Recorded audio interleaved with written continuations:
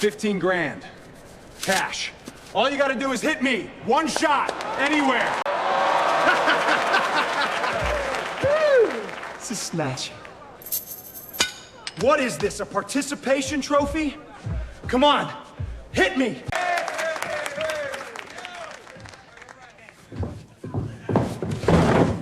Stop! Stop! You don't know who he... The convention hall reeked of floor wax and spilled energy drinks. Under red ring lights, 300 people raised their phones and laughed. In the center of the mat, a shirtless champion pressed a stack of cash, $15,000, flat against the face of a gray-haired man in a gray maintenance uniform. "Hit me," Dax Coulter said. "One shot. Anywhere."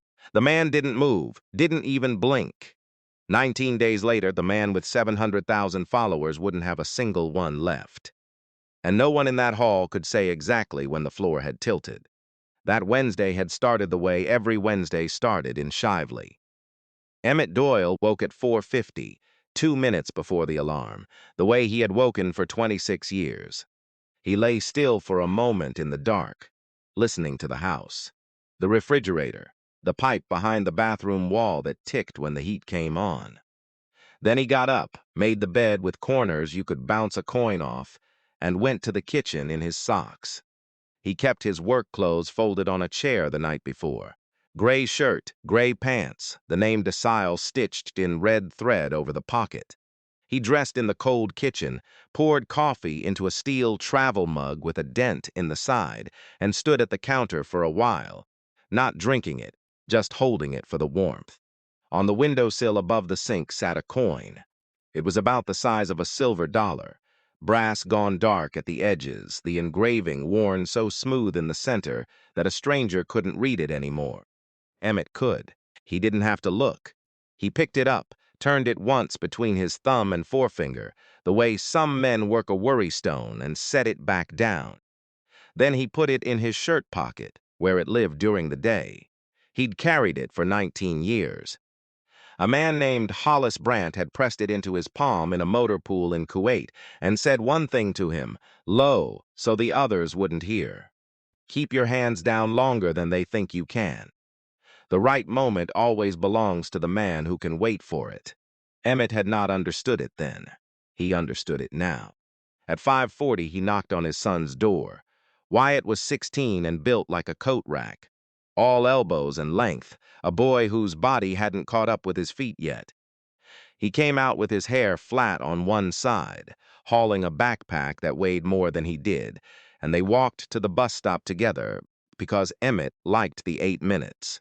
He always had. Wyatt told him the bus stop was for little kids. Emmett kept walking him anyway. This morning the boy was quiet. Not tired quiet, the other kind. "You good?" Emmett asked. Yeah, Emmett didn't push. He'd learned that pushing a 16-year-old was like pushing a door marked pull. He noticed things instead. The way Wyatt held his phone face down in his coat pocket. The way he kept glancing at it like it might bite. At the corner, the bus hissed up to the curb, and the boy climbed on without a goodbye. Emmett stood there until it pulled away. He always did. Then he checked his watch, turned, and walked back toward the truck, and on the way he did the thing he didn't know he did. Glanced down the side street, then the alley, then the doorway of the laundromat, clocking the exits of a block he'd lived on for 11 years. Old habit. The kind that never asks permission to stay. 6 miles east and a world away, Dax Coulter was already filming. The light went on first. It always went on first. A ring of LED bulbs bright enough to flatten a face into something smoother than a face, and behind it a phone on a gimbal, and behind that a wall of his own logo repeated 40 times. Dax stood in front of it, shirtless at 6 a.m., because the algorithm liked shirtless at 6 a.m. He was 34, which in his world was starting to be a number people noticed. He had a jaw you could open a bottle on and eyes that checked the view count, even while he was talking about discipline. Most of you, he told the lens, doing the slow point he did, will never know what it costs to be elite. You scroll you like, you go back to bed. He held the point. I bled for this. He had not bled for much of anything. He'd had a 4-2 amateur kickboxing record a decade back, a real one, before the gym he trained at folded. Everything after that was rapping. Belts bought online. A title from a promotion that had sanctioned exactly 3 events before dissolving. A line on his website that said multiple-time regional champion in a font that made you not check. He had recently filed paperwork with the Kentucky Athletic Commission to headline an exhibition bout at an expo. Real paperwork with a box on it for prior professional record, and he had filled that box with numbers that did not exist anywhere a person could find them. The expo was selling tickets off his name. The whole thing sat on a foundation he prayed nobody would look at too long. His manager, Sloane Kessler, came in around 7 with 2 phones and a cold brew. She ran his numbers the way a nurse runs vitals. "Engagement soft on the long form," she said, not looking up. "We need something that travels. Something with a face." Dak scrolled his submissions folder. He'd put out a form check challenge the week before. "Send me your training clips. I'll critique the worst ones live." And 4,000 people had sent him video of themselves at their most hopeful and most exposed. He thumbed through them, bored, until one made him stop. A skinny kid in a garage, filmed at night on a phone propped against a paint can. Bad lighting, worse technique. The boy threw a jab that folded at the elbow and a kick that nearly put him on the concrete, and then, this was the part, he glanced at the camera, embarrassed, and squared up to try it again. "Trying, you could see him trying, that one," Dak said. "He's a minor, probably," Sloane said. "His face is right there." He sent it to me. Dax was already grinning at the lens. "This travels." He posted it at 8:15. He froze the frame on the boy's face mid-flinch, drew a red circle around it, and wrote underneath POV. "You watch one of my videos and think you're him now. Stay in the garage, champ. Some people aren't built for this. It's just genetics." He let the clip loop. He read 3 of the coolest comments out loud into a second video because cruelty, he had learned, was its own kind of fuel. By noon, the clip had 90,000 views and a caption thread of people doing impressions of the boy's jab.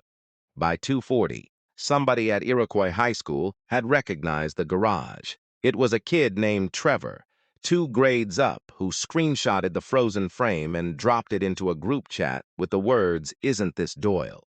It moved the way those things move.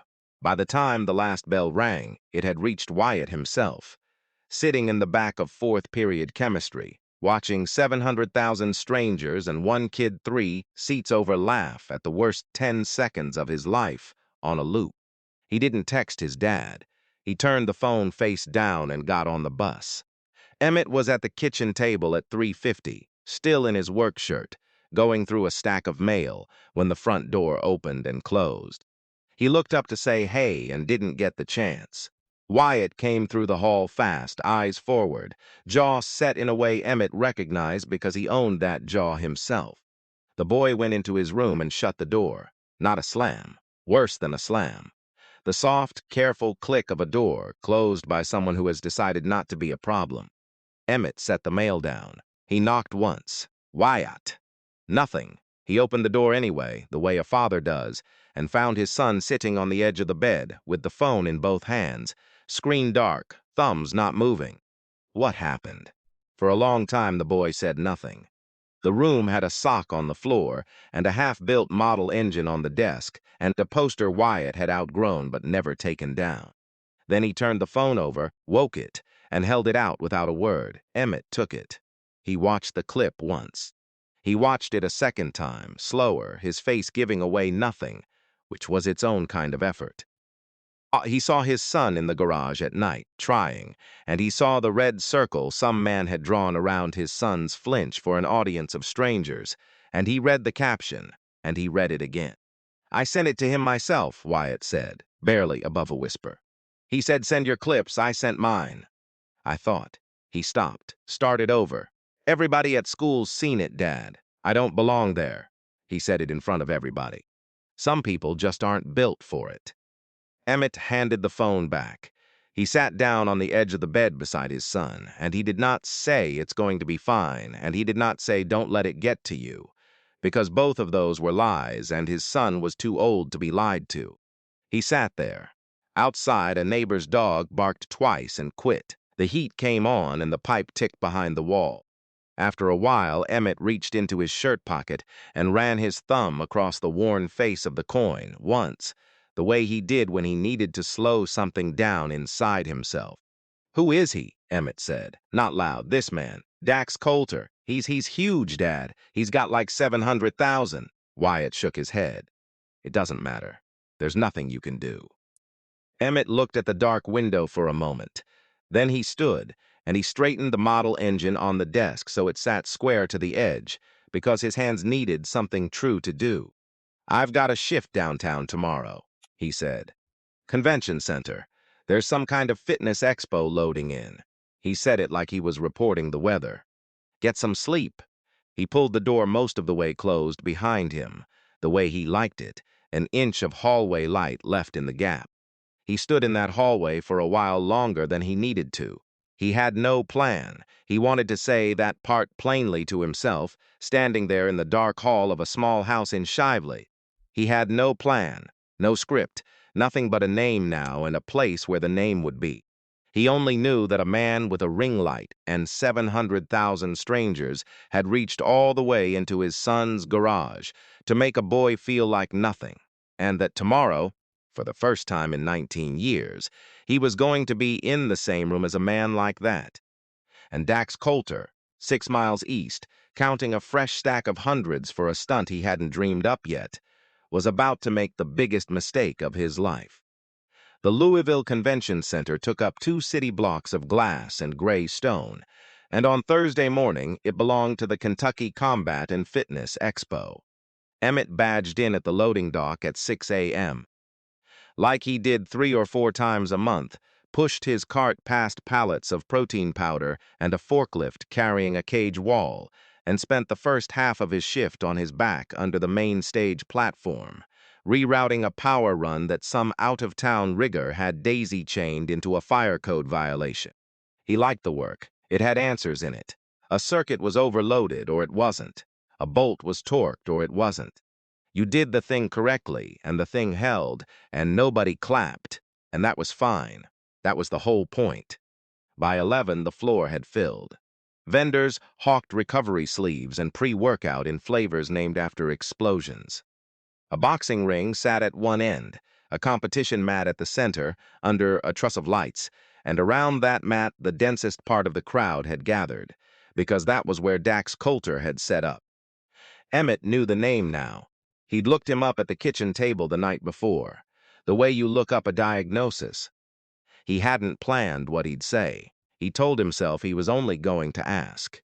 During his 30-minute break, with a zip-tie gun still hanging from his belt, he walked across the floor toward the lights. Dax was running a bit for the camera.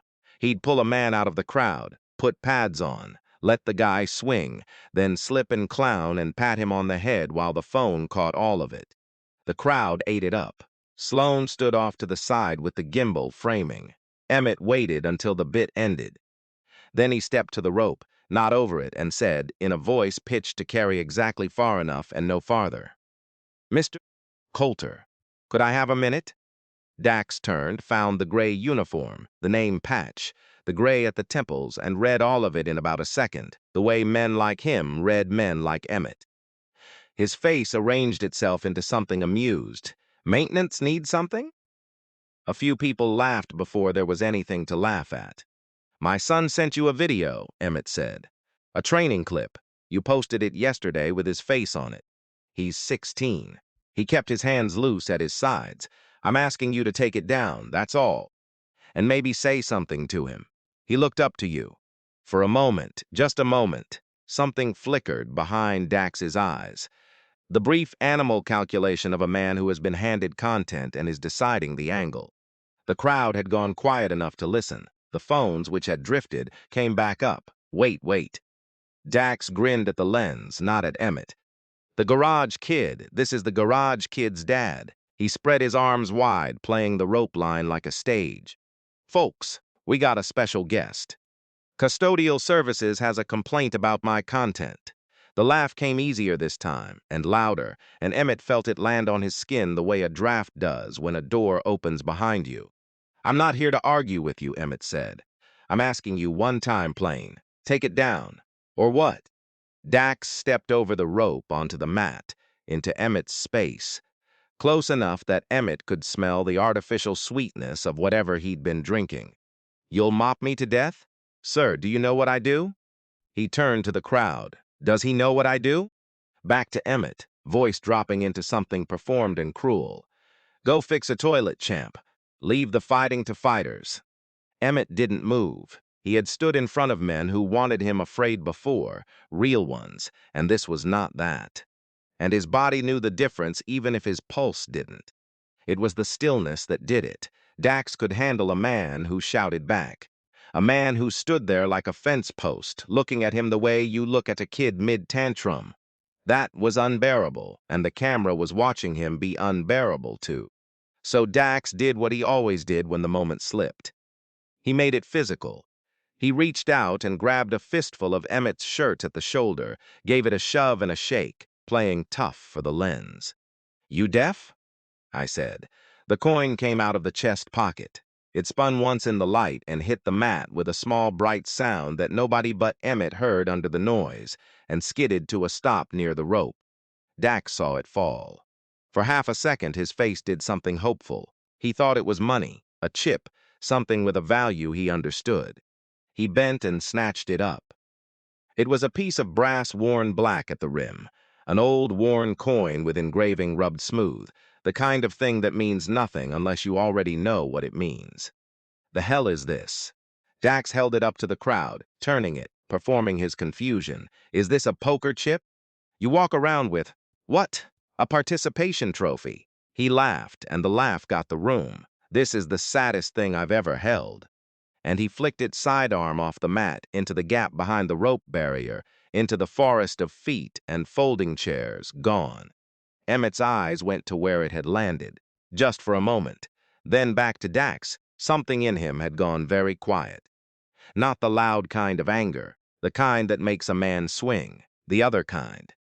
The kind that comes down over you like dusk, slow, and makes everything afterward feel like it's happening one notch slower than real time.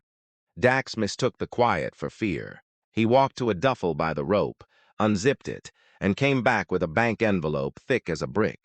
He tore it open and fanned the bills, hundreds, real ones, $15,000 in cash that was supposed to be the float for the expo's prize purse, and the crowd made a sound, a single inhaled "oh," because money on camera always pulls the same string. "Okay, new bit." Dax pressed the stack against Emmett's cheek, mashing it there. The phones were a wall now, dozens of red dots. 15 grand, cash, right here. All you gotta do is hit me. One shot, anywhere. The big bad maintenance man takes a swing at the champ. He stepped back and dropped his hands theatrically to his sides, chin out, an open invitation. "Come on, for your boy. Hit me." Emmett looked at him. He thought about the coin in the dark behind the chairs. He thought about Wyatt's door clicking shut. He thought distantly of a man in a motor pool saying, "Keep your hands down longer than they think you can." And he understood at last, all the way down, what Brant had been trying to teach a younger, angrier version of himself. "I'm not going to hit you," Emmett said. "No?" Dax shoved the money at him again. "Course not. Runs in the family."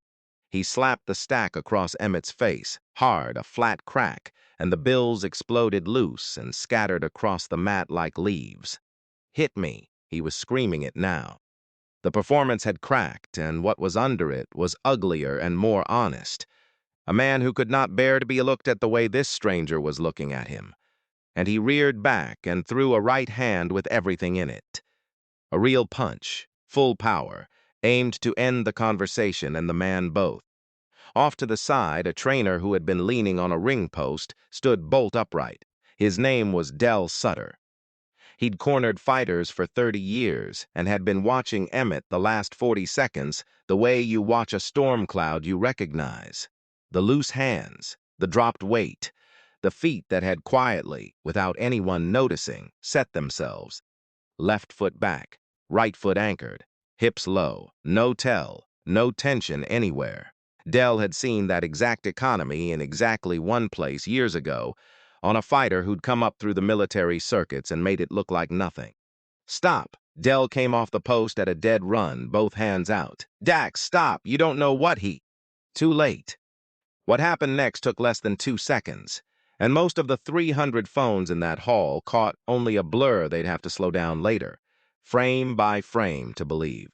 Emmett did not block the punch. He moved off its line, a step that was barely a step, 6 inches at an angle, so the fist passed his ear close enough to stir his hair. Dax's whole body followed the miss, his weight tipping past his lead foot into nothing.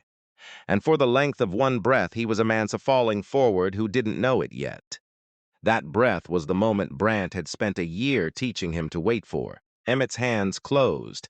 Not a strike, a frame, his forearm sliding across Dax's chest and his other hand catching the swinging arm at the wrist, not grabbing, steering. He turned his hips and let the man's own momentum spin him down, dropping his level, scooping the near leg, and Dax Coulter went from upright to flat on his back on the mat, so fast that the lights overhead seemed to jump. The impact thudded through the platform. A water bottle tipped over on the timekeeper's table 15 feet away. Then Emmett was on him. Not hitting, never hitting. A knee across the hips, both of Dax's wrists folded and pinned to his own chest under one of Emmett's forearms. The whole man controlled and immobilized and held, his legs kicking at nothing, his breath gone out of him in a single grunt. For 3 full seconds, the hall made no sound at all. It was not the silence after a joke nobody laughs at. It was the silence of 300 people whose eyes had outrun their brains, all of them waiting to find out what they had just seen. Emmett held him a moment longer, long enough to be sure. Then he let go. He stood, stepped back 2 clean paces, and lowered his hands to his sides. He did not put a foot on the man. He did not say a word to the camera. He looked down at Dax wheezing on the mat, and he gave a single small nod. Not triumph, just punctuation, the nod a man gives when a thing is finished. "We're done," he said. He turned and walked to the rope, crouched, and reached into the gap behind the chairs. People scrambled out of his way. His hand found the coin against a chair leg in the dark, and he closed it in his fist, and stood, and put it back in his chest pocket where it belonged. That was when the room came apart. Somebody screamed. Then everybody did. A kid near the ring kept saying, "Did you see that? Did you see Satinowan?" 2 people dropped their phones.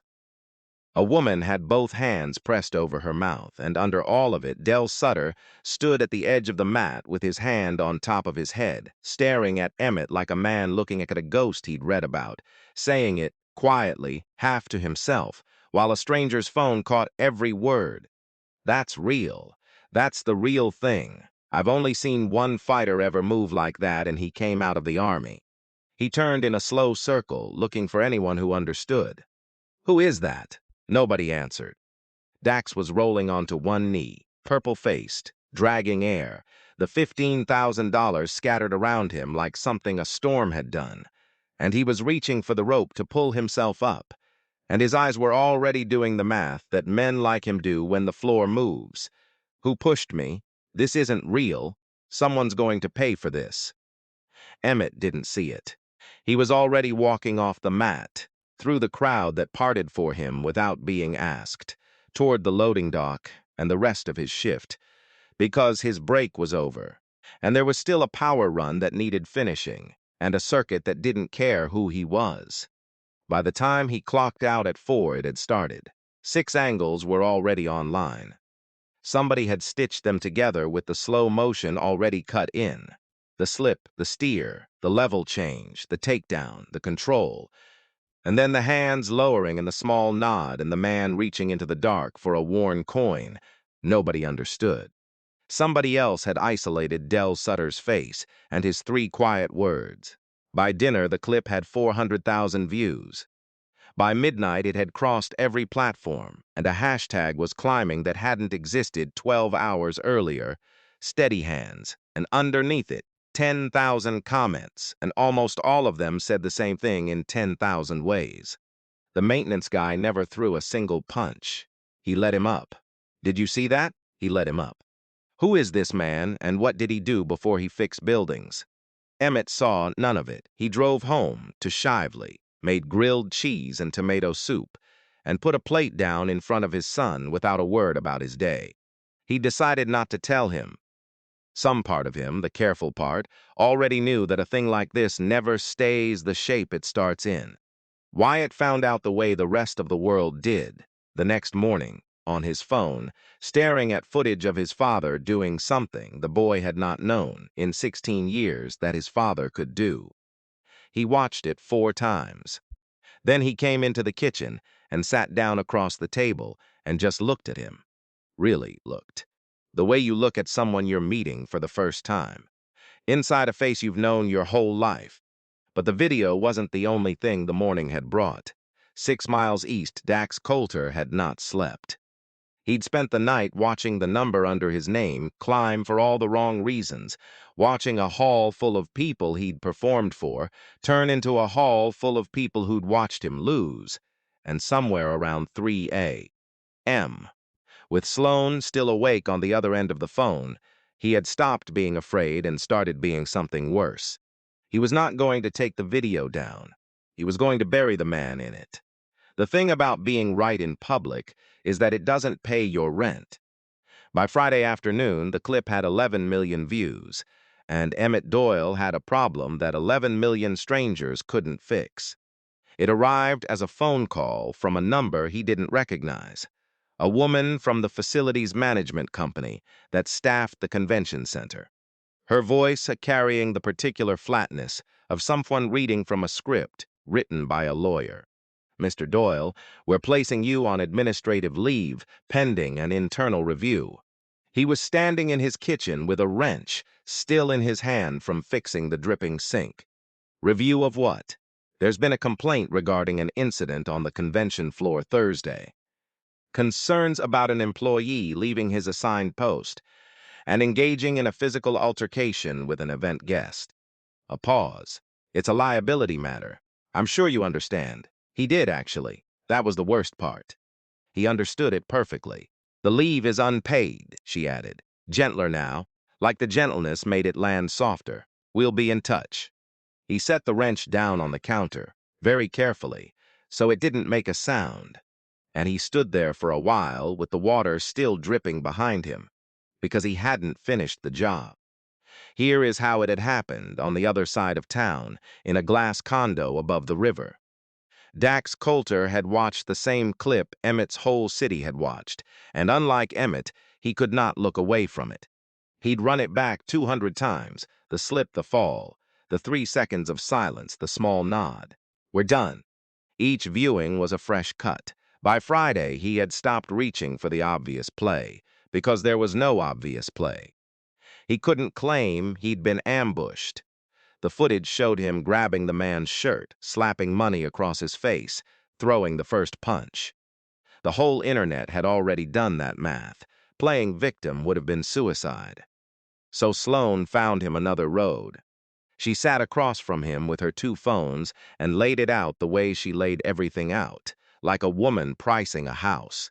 We don't fight the video, she said. We can't win the video. We fight the man. She tapped her screen. He left his job to do that. He's an employee on the clock, putting hands on a paying guest at an event with a contract behind it. That's not a fight anymore. That's a workplace safety issue. That's a liability the building does not want. She let it sit. And he's a veteran. We don't say anything ugly. We don't have to. We just ask the questions out loud. Is he stable? Should a man trained like that be working a public event? What was he carrying? We don't answer them. We just leave them in the air. Dax looked at her.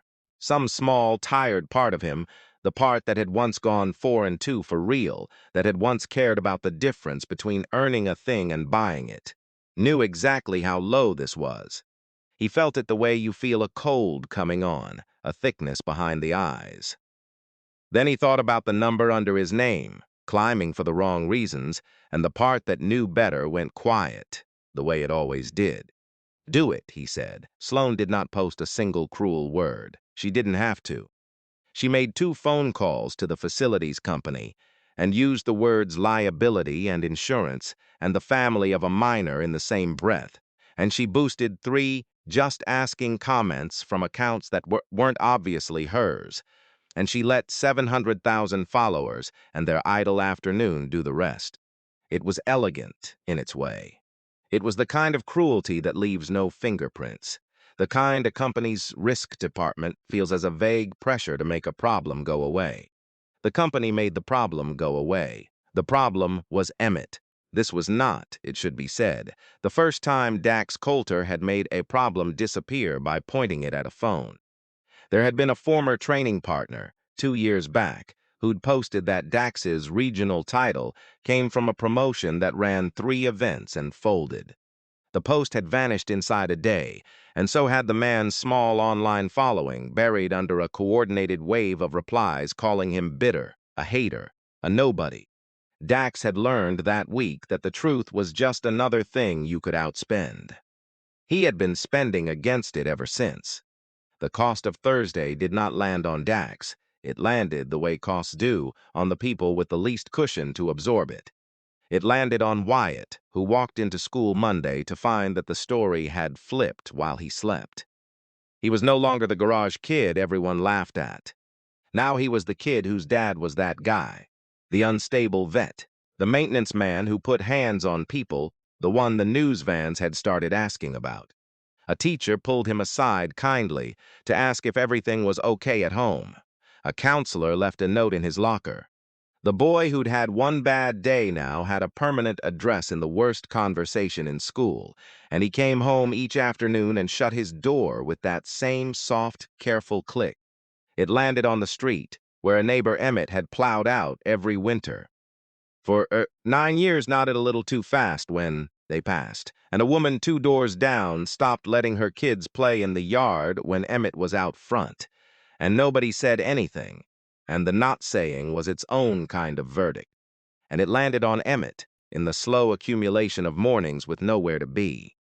He kept getting up at 4:50. He made the bed with the corners. He laid his clothes on the chair the night before out of 19 years of habit, and then had nowhere to wear them. He fixed everything in the house that had ever squeaked or dripped or stuck, and then he fixed things at the neighbors'. He wasn't asked to fix because his hands needed something true to do, and there was nothing true left at the convention center. In the evenings he sat at the kitchen table and turned the worn coin over and over, his thumb finding the smooth place in the center, and he thought about a man in a motor pool, and he thought, for the first time in a long time, that maybe Brant had been wrong. Maybe the right moment didn't belong to the man who could wait for it. Maybe it just belonged to whoever had the loudest phone.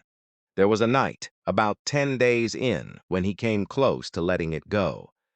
Nora found him at the table at 1 in the morning with the lease renewal in front of him and the math not working, and she didn't say anything. She just put her hand flat on the back of his neck and stood there.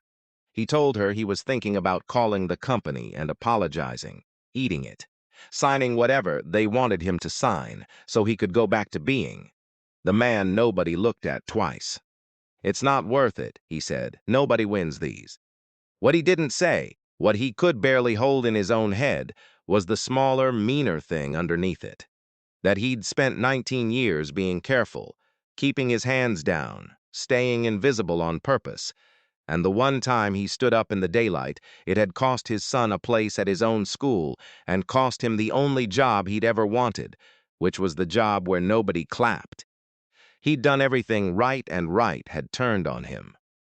That was the part that kept him at the table at 1 in the morning, not the money. The feeling that the lesson of his whole quiet life had just been handed back to him with a different ending than the one Brant had promised.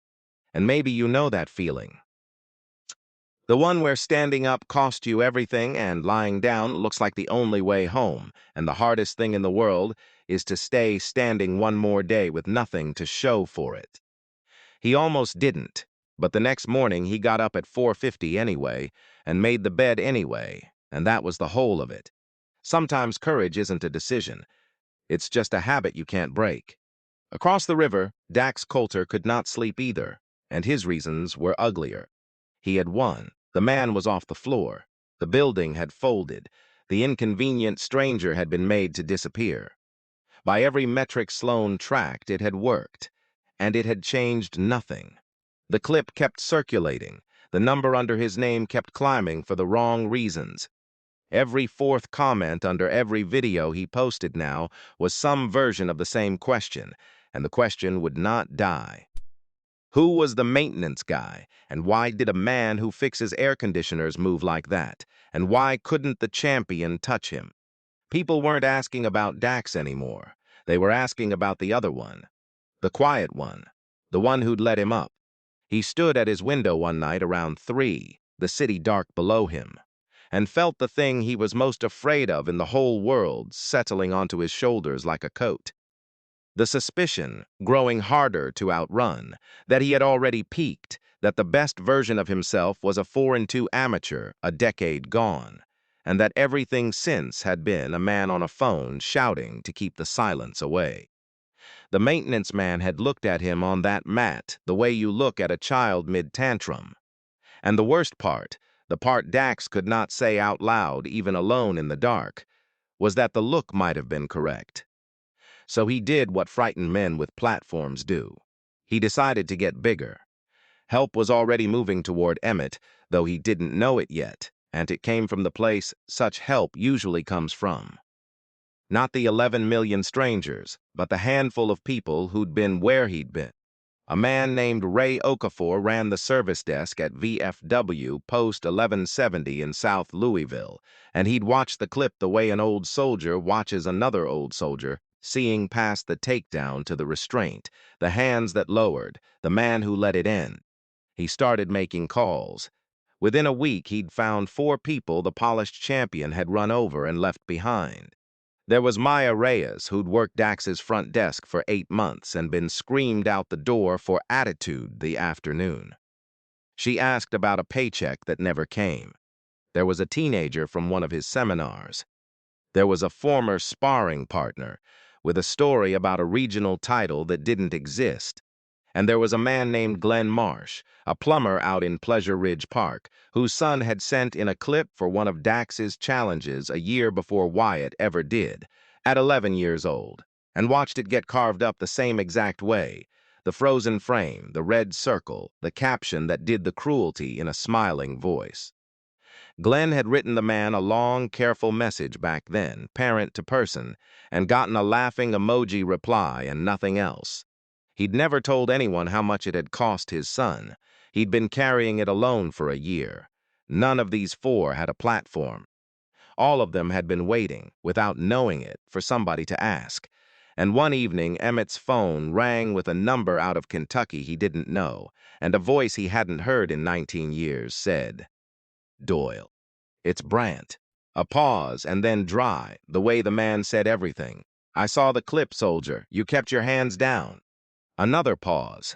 "Took you long enough." There was a third thread, too, one nobody had set in motion on purpose. A sports reporter for a Louisville station named Priya Chandra had seen the clip like everyone else, but she'd seen it with a working person's eye, and one detail had snagged on her and wouldn't come loose. The champion in the video billed himself as a multiple-time regional champion, and a multiple-time regional champion had just been put on his back in under 2 seconds by a 50-year-old man who fixed convention centers for a living. Those 2 facts did not fit in the same sentence, so she did the thing reporters used to do before the internet, taught everyone to react instead. She started making calls to sanctioning bodies, to old promoters, to the commission, asking a small and patient question. Where, exactly, did Dax Coulter win these titles? The answers were going to take a while to come back, but they were coming. Emmett knew none of this on the morning the phone buzzed on the kitchen table with a news alert. He almost didn't look. Then he did. Dax Coulter had announced an event, not a fight, a showcase, ticketed, sponsored, live-streamed, billed across his channels in red capitals. He'd rented a hall and called in his backers and promised his followers the thing they'd been waiting for. Exposing the fraud, the truth about the hero, attacked me. 2 weeks out. cameras everywhere, and in the promo clip, 30 seconds of Dax pacing in his ring light. There was a line that made Emmett set the phone down and go very still at the table, his thumb stopping flat against the smooth center of the coin. "And bring the kid," Dax said to the lens, smiling. "Bring the garage kid. Let's see what the whole family's really made of." Emmett did not decide to go. He simply knew the morning of, the way he'd known to walk across that convention floor 2 weeks earlier, that he was going to be in the room. Nora found him at the kitchen table at 6, dressed, not in the gray uniform, which he no longer had any right to wear, but in a clean collared shirt and the one good jacket he owned. The coin was in the breast pocket. She didn't ask if he was sure. She'd been married to him long enough to know the difference between a man working himself up to something and a man who'd already gone quiet inside, and Emmett had gone quiet days ago. "Wyatt's coming," she said. It wasn't a question either. The boy was already in the hall, in his own jacket, his jaw set in the way that ran in the family. "He used my name, Dad. In the promo, he said bring me." Wyatt swallowed. "I'm not gonna sit home while he does it." Emmett looked at his son for a long moment. Then he nodded once, and reached out and squared the boy's collar so it sat straight, because his hands needed something true to do. The hall Dax had rented seated 400, and by 7 it was full, and the lights were the same flattening red, and a bank of cameras at the back fed a live stream that 50,000 people were already watching when Emmett and Wyatt came through the doors and found seats near the aisle. Nobody stopped them. A few people recognized Emmett, and the recognition moved through the room in a low ripple, heads turning, phones rising. Dax was already pacing the stage in front of a screen the size of a garage door, working the crowd, working the lens. He had a microphone and a slide deck, and the particular energy of a man who has bet everything on one night going his way. He didn't see Emmett come in. Sloane, off to the side with her phones, did. Emmett watched something cross her face that wasn't fear exactly. The calculation of a woman recognizing that a variable she hadn't priced had just walked into her event. "Here's what they didn't show you," Dax was saying. And the screen behind him, lit with the convention footage, paused on the frame just before the takedown. "They cut it so I look like the bad guy. But you don't leave your job. You don't put hands on a paying guest. You don't do that." He gestured at the frozen frame. "Unless you're a different kind of person than you're pretending to be. I've been doing my homework on Mr. Doyle, and what I found. Why don't you ask him?" The voice came from the floor, near the front, and it didn't belong to Emmett. It belonged to Del Sutter. The old trainer stood up out of a folding chair, slow, and turned so the cameras could see him, and there was something in the set of his shoulders that quieted a corner of the room. "I cornered fighters 30 years, Del said. I was 8 feet from you on that mat, Dax. I saw you grab his shirt. I saw you slap money in his face. I saw you throw the first punch, a real one, full power, at a man who had his hands at his sides asking you to leave his kid alone. He let it land. I'm the one who yelled, 'Stop.' You want to know why? Because I recognized what I was looking at, and I knew you were about to get yourself hurt, and the only reason you didn't is that the man you swung on chose not to hurt you." Del shook his head, slow. "I quit your gym Monday. Figured I'd tell you in person." The room had gone very quiet. On the screen, the frozen frame waited, suddenly working against the man who'd put it there. He's bitter," Dax said, recovering, finding the lens. "Disgruntled employee. Folks, this is exactly the kind of, he's not the only one." A young woman stood now 3 rows back. Maya Reyes, the front desk girl, the one Ray Okafor had found, the one screamed out the door over a paycheck that never came. She didn't have a speech. Her voice shook on the first sentence and then stopped shaking. "I worked your front desk 8 months, she said. "I asked you one time, polite, where my check was. You called me a problem in front of the whole gym and told me to clear out my locker. I was 22. I believed you that I was the problem." She looked around the hall, at the cameras, at the 400 faces. "I'm not, though. I just figured it out kind of late." She sat down. For a second, nobody filled the silence. Then a man stood up near the back, heavyset, in a work jacket with a plumbing company's name on the chest, turning his cap in his hands like he wasn't sure he was allowed to be standing. "My name's Glenn Marsh," he said, and he had to clear his throat to get the rest out. "My boy was 11. He sent you a video for one of your challenges, 'cause he thought you hung the moon. You put his face up on a screen with a red circle on it, and 40,000 people laughed at him." He stopped. The whole room was listening now in a way it had not listened to anything Dax said all night. "He's 12 now. He still won't get in a pool where people can see him." One clip. "You made a joke and went to lunch, and my kid's been paying for it for a year." His eyes found Emmett's 2 rows away, and something passed between the two fathers that didn't need words. "I drove 40 minutes tonight just to say it to your face." That was a real kid. He was real, and you weren't, and I think everybody in here's starting to see it. A teenager stood after that and said his piece. Then the former sparring partner near the back stood and said the thing about the regional title that didn't exist. And it wasn't 37 of them, and it wasn't a courtroom. It was 5 or 6 ordinary people in a rented hall standing up one at a time and saying this happened to me too, and the cumulative weight of it was heavier than any edited clip could ever be, because not 1 second of it was edited at all. Sloane was moving now toward the stage, low and fast, trying to reach Dax's ear. She never got there, because the doors at the back had opened again, and a man was coming down the center aisle. 70 if he was a day, ramrod straight, in a VFW windbreaker, moving with a cane he clearly resented. And behind him, filing in 2 and 3 at a time, were a dozen more, older men and a few women, some in service caps, some in jackets with unit patches, taking up positions along the walls of the hall without a word, the way men do who have stood in rooms together before. Hollis Brandt walked to the front, planted his cane, and looked up at the man on the stage. "You don't know who you put your hands on," Brandt said.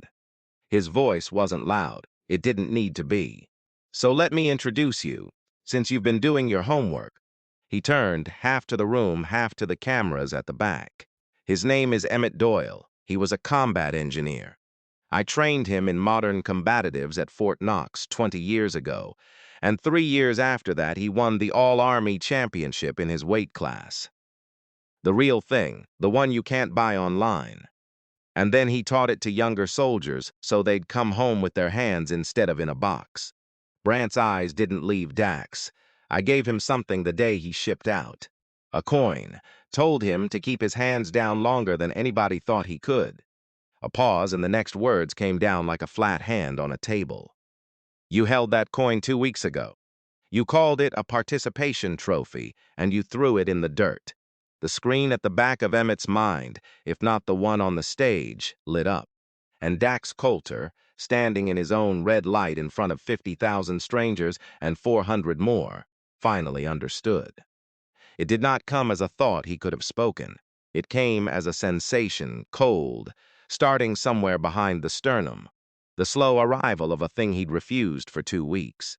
He looked at the gray-haired man sitting near the aisle, who had not stood up, who had not said one word this entire time, who was perceiving him the way he'd watched him on the mat. Without anger, without triumph, the way you look at weather. He looked at the old soldier with the cane. He looked at the wall of people in service caps who had come on a weeknight to stand for the maintenance man. And somewhere in the back of his own mind a piece of brass spun once in the light and skittered into the dark. And he heard his own voice saying the saddest thing I've ever held. And he understood, all the way down, what he had actually been holding. The thing he'd thrown away was the only real thing in the room, and he'd built his whole life pretending to be it. The microphone was still in his hand. The live stream counter in the corner of the monitor was still climbing. 51,000, 53, people arriving for a takedown that was happening to the wrong man. Dax looked down at the mic. He didn't lift it. He didn't say the thing he'd rehearsed or any other thing. Behind him on the giant screen, the frozen frame of his own worst moment glowed, and he reached over, without quite knowing he was doing it, and turned the screen off. The hall went a shade darker. He set the mic down on the stool with a small click that the nearest camera caught. Then he just stood there, in the quiet, with nowhere left to perform to. In the front row, a sponsor in a branded quarter zip rose from his seat, buttoned his jacket, and walked out the side door without looking back. A second one followed. The live stream chat, scrolling on the monitor, had turned into a single river moving one direction, and it was not the direction Dax had sold his backers on. It was Wyatt who broke the silence in the row near the aisle, leaning close to his father, his voice cracking on the edge of something. "Dad, I know," Emmett said quietly. "You never told me." No, Emmett's thumb found the smooth center of the coin in his pocket. "Some things you don't carry out loud." He stood, finally, not to address the room, not to take the stage that was right there and his for the taking. He stood the way a man stands when a thing is over and it's time to go home. He put his hand on his son's shoulder and turned him toward the doors. Brant fell in beside them, and the wall of people in service caps peeled off the walls and closed in around them, not crowding, just with them, and the 400 in the hall parted to let them pass, the way the convention crowd had parted 2 weeks before, without being asked. At the doors, Emmett paused. He looked back once, across the heads of the crowd, at the man alone on the darkened stage with his hands empty at his sides. He didn't say anything. There was nothing in his face that wanted anything from Dax Coulter at all. He just looked a moment, the way you look at a storm that's finally blowing itself out, and then he turned and walked his son out, into the cold, clean air of the parking lot, where the cameras couldn't follow, and the night was quiet, and the only thing climbing was their breath. White in the dark. Behind them, in a hall going colder by the minute, Dax Coulter stood in the dimming light and learned what the maintenance man had known all along. That the silence comes for everyone eventually, and that all the shouting in the world only holds it off so long. The fallout came the way weather does after a pressure drop, not all at once, but steady, and in an order that felt less like punishment than like consequence, finally catching up to a man who'd outrun it a long time. The sponsors went first. The branded quarter zips who'd walked out the side door issued the same 2-sentence statement within a week, the kind of statement built by committee to say nothing while meaning everything. "We've ended our partnership with Mr. Coulter. We wish him well." The supplement company that had been his biggest backer pulled its banner from his channel header overnight, and the gap it left sat there for days like a tooth gone missing. Then came Priya Chandra's piece.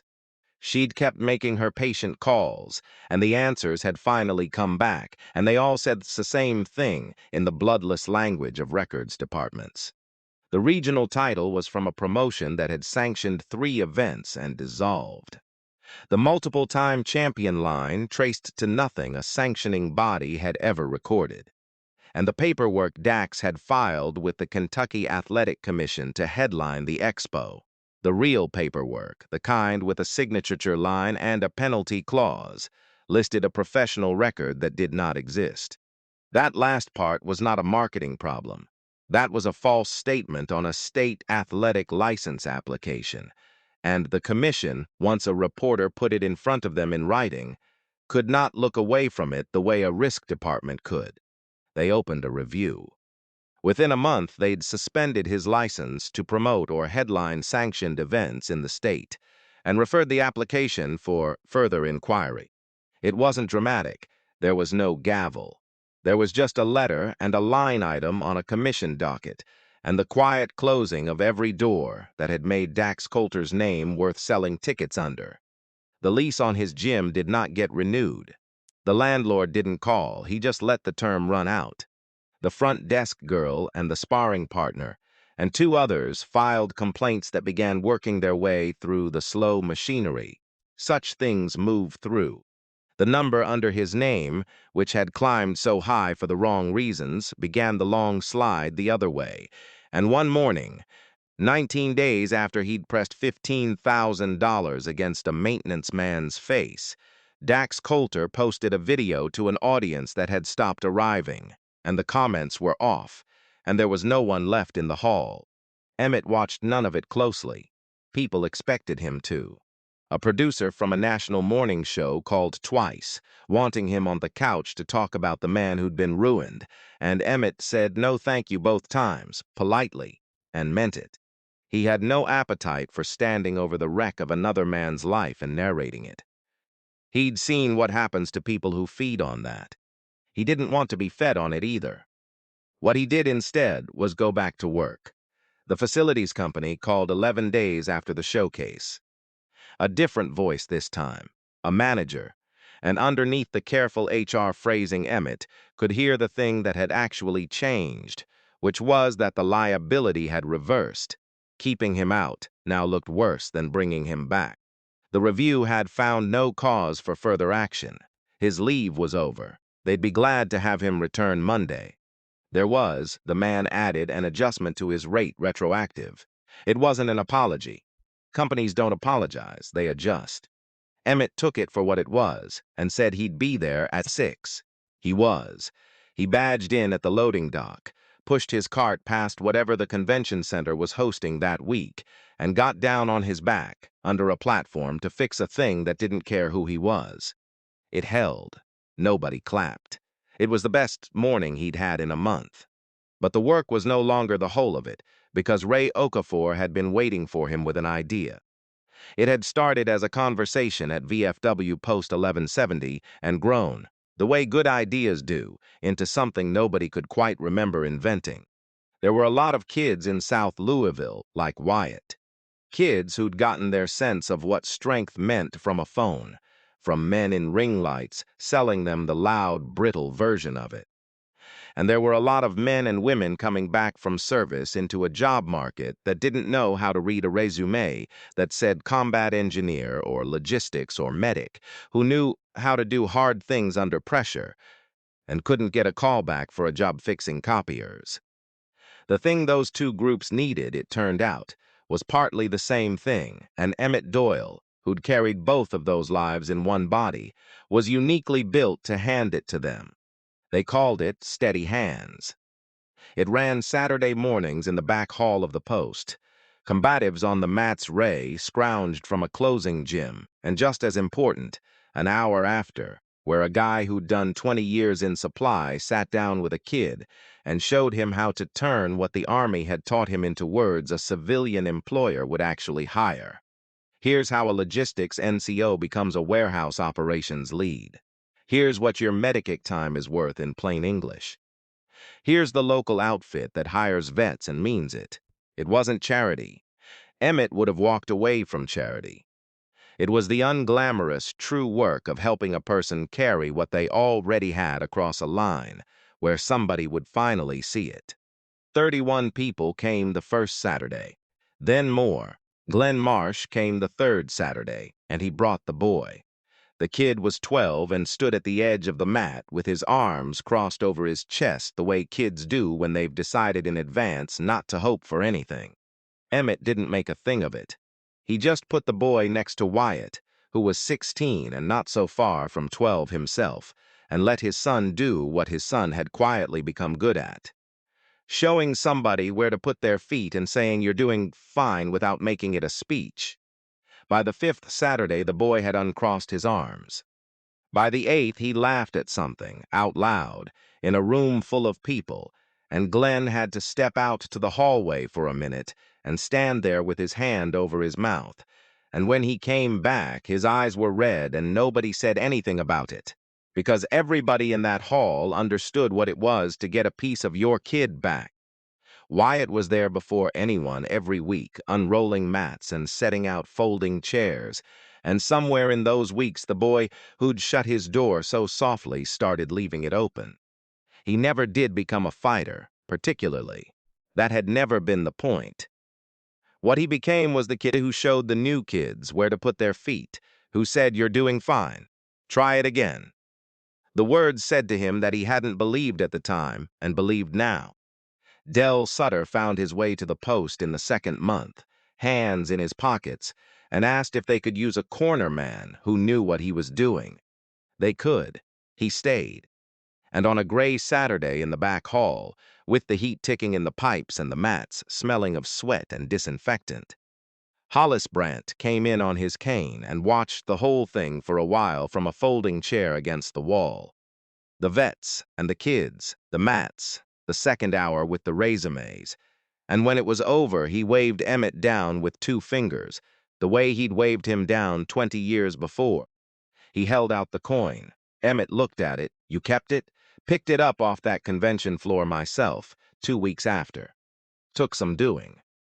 Brandt turned it once between his own thumb and finger, the worn brass catching the bad fluorescent light, and pressed it into Emmett's palm, and closed the younger man's fingers over it.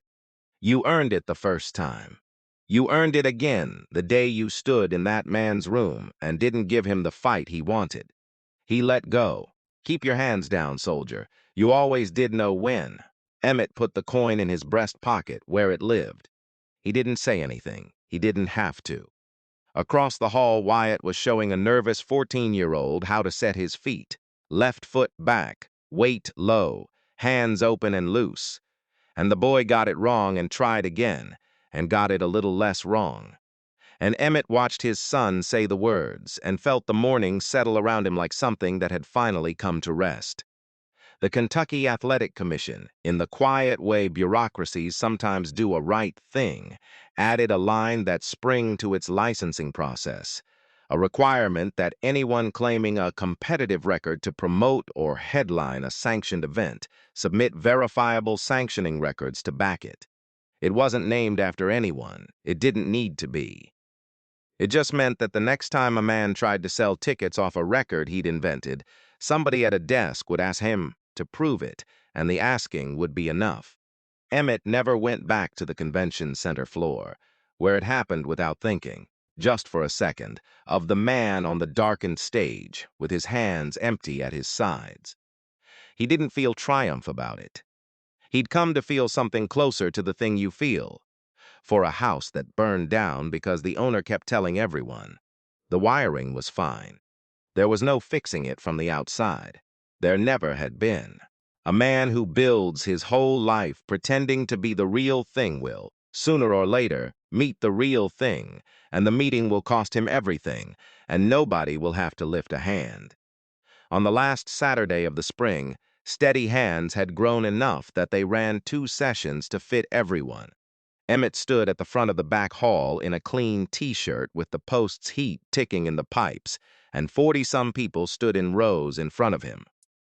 Vets in their 50s who'd never asked for help in their lives, kids who'd learned what strength was from a phone and were unlearning it here, a few wives, a retired mail carrier who said she'd spent 40 years being afraid of her own shadow.